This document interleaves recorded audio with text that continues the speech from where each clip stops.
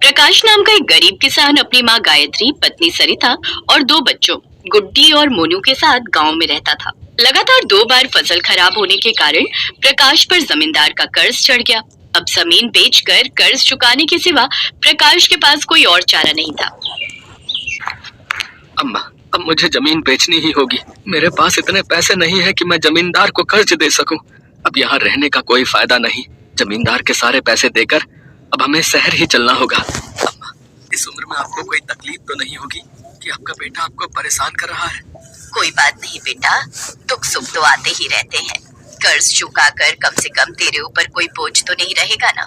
यहाँ नहीं तो शहर में सही, मेरा बेटा जहाँ रहेगा मैं वहीं खुश हूँ। प्रकाश अपनी जमीन बेचकर जमींदार का सारा कर्जा चुका देता है और अपने परिवार को लेकर शहर आ जाता है। शहर में प्रकाश का एक दोस्त पहले ही अपने परिवार के साथ रहता था।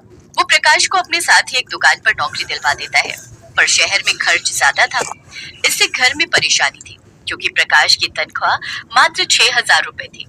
ठंड का मौसम शुरू हो गया था और परिवार के रहने और सोने के लिए बहुत परेशानी हो रही थी। अम्मा, ये कंबल तुम ओढ़ लो, ठंड बहुत ज्यादा है। अरे बहू, ये कंबल बच्चों को ओढ़ा दे। मेरी ये शॉल बहुत गर्म है, मैं इसमें आराम से सो जाऊं। चिंता मत करो, मैं कल देखता हूँ, बाजार से एक कंबल खरीद लाऊंगा।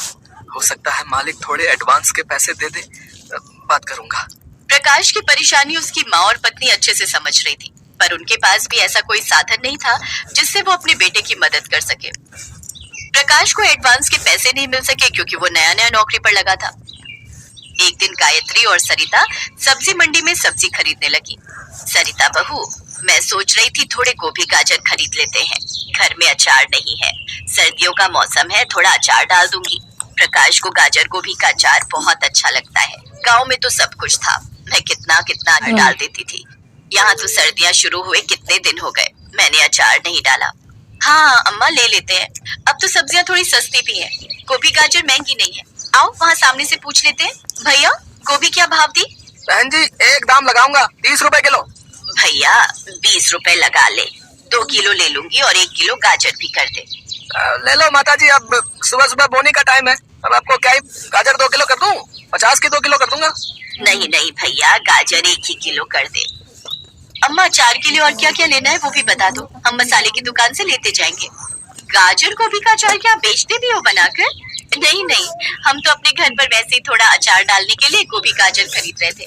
वैसे अम्मा जी बहुत अच्छा अचार डालती हैं। हम गांव में रहते थे ना, तो वहाँ तो अम्मा जी तरह तरह के अचार डालती थी और सर्दियों में तो गोभी गाजर खासकर जरूर डालती थी, बहुत स्वाद लगता है। अच्छा, ये तो बहुत अच्छी बात है। यहाँ तो हम लोग बल्कि तरस जाते हैं कि गोभी का अचार खाने को मिल जाए। मुझे बनाना नहीं आता और यहाँ आसपास कोई है ही नहीं जो ऐसे अचार बनाता हो। बेटा, आप कहाँ रहते हो? अगर कहो तो मैं डाल दूंगी अचार। ओह शुक्रिया, अगर आप डाल देती हो तो मेरे लिए बहुत अच्छा रहेगा, मैं यही पास में ही रहती हूँ। ठीक है, मैं आपको ना बता देती हूँ क्या क्या खरीदना है, बाकी आपको मैं अपने घर का पता दे देती हूँ। अचार डाल दूंगी तो आप ले लेना मेरे से। जी ठीक है, लेकिन एक शर्त है, आपको मेरे से ये अचार बनाने के पैसे लेने होंगे। आपकी भी तो मेहनत है ना, इसलिए। वो लेडी अचार बनाने का सारा सामान खरीद कर गायत्री को दे देती है। गायत्री अगले ही दिन गोभी गाजर का मिक्स अचार बनाकर तैयार कर देती है। शाम को वो लेडी अचार लेने के लिए आ जाती है। उस लेडी के साथ उसकी भाभी भी आई हुई थी। ये मेरी भाभी है। जब मैंने इन्हें बताया कि मैं आपसे गाजर गोभी का अचार डलवा रही हूँ, तो इन्होंने बोला कि 5 किलो आप इनके लिए भी डाल दो। जी माता जी, जो भी सामान लाना है वो आप खुद ही ले लेना, क्योंकि मेरे ना बच्चे छोटे हैं तो मेरा बाजार जाना मुश्किल होगा। और बाकी आप जो भी पैसे आपके बनेंगे प्लीज मुझे बता देना। बेटा, मैं क्या ही बोलूं, मैंने तो कभी आज तक ऐसा सोचा ही नहीं था कि मैं अचार बनाकर बेचूंगी। तुम्हें जो ठीक लगे खुद से दे देना। ठीक है माता जी। माता जी, आपके पैसे। शुक्रिया बेटी, जीती रहो। अम्मा जी, हमें तो पता ही नहीं था कि यहाँ शहर में अचार बेचकर भी पैसे कमाए जा सकते हैं। अम्मा, सचमुच आपका हुनर तो यहाँ काम आ गया। चलो अच्छा है बहू, घर में पैसे काम आएंगे, प्रकाश को भी सहारा मिलेगा। दादी, आपने बोला था कि आप मुझे जलेबी खिलाओगे, पर आपने आज भी नहीं खिलाई। और दादी, आपने मुझे बोला था कि आप मुझे गुलाब जामुन भी खिलाओगे। हाँ हाँ, बोला था तो जरूर खिलाऊंगी। चलो हलवाई की दुकान पर चलते हैं, मैं तुम दोनों को जलेबी और गुलाब जामुन खरीद कर दूंगी। अपनी दादी की बात सुनकर बच्चे बहुत खुश होते हैं। अब गायत्री के पास अचार के 3-4 ऑर्डर आ गए थे। गायत्री के साथ उसकी बहू सरिता भी उसके काम में मदद करती थी। अम्मा, आपके हाथों का गाजर गोभी का अचार मुझे तो क्या सभी को पसंद आना था, क्योंकि आपके हाथों का अचार बहुत स्वादिष्ट होता है। यहाँ पर हर किसी को घर जैसा अचार नहीं मिलता, इसीलिए उन्होंने आपसे बनाने के लिए कहा।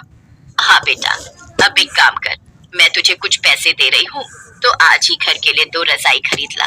ठंड बहुत बढ़ गई है। और सुन, ये मत कहियो कि तू मेरे से पैसे लेकर नहीं खरीदेगा। बेटा, घर में मिल बांट कर काम करने से काम आसान होते हैं। खर्च बढ़ जाते हैं तो एक अकेले पर बोझ नहीं रहता।